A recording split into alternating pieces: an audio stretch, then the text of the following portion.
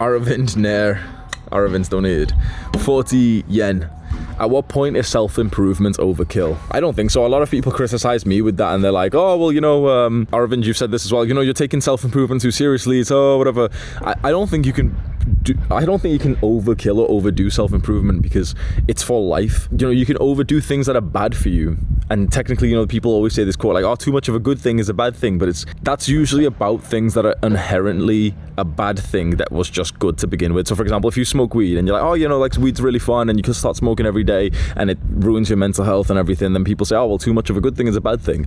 Well, no, weed was never a good thing. It was inherently a bad thing, but self-improvement is inherently a good thing, and I don't think you can overkill it, honestly. I don't think there is a limit to it. The Key Fantasy just said, it's overkill when you hold off on loving yourself for a future better you.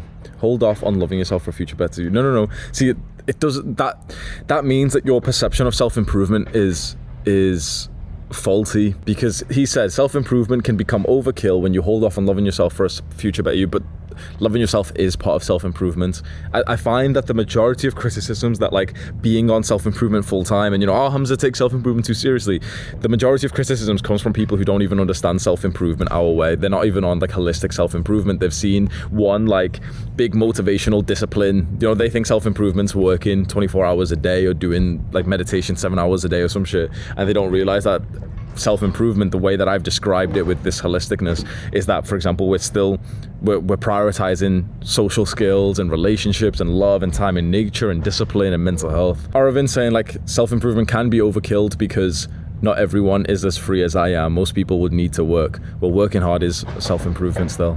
So your issue right now isn't with self-improvement, it's with a particular habit that you struggle with and that you just want to sort of complain about it and just kind of say like, oh, well, Hamza expects me to meditate, but I don't have time.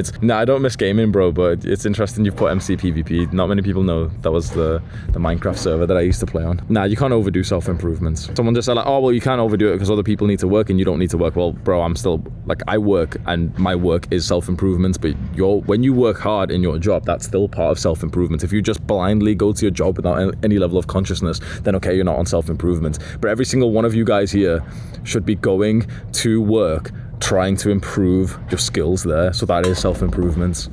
Don't get into this like weak mindset like Aravind has. Aravind, I'm not even trying to like call you out or anything, but like you do have like a weak mindset here, bro. You shouldn't be like thinking, oh, well, I'm not as free as Hamza, so I can't be on self-improvement as Hamza or something. It's like,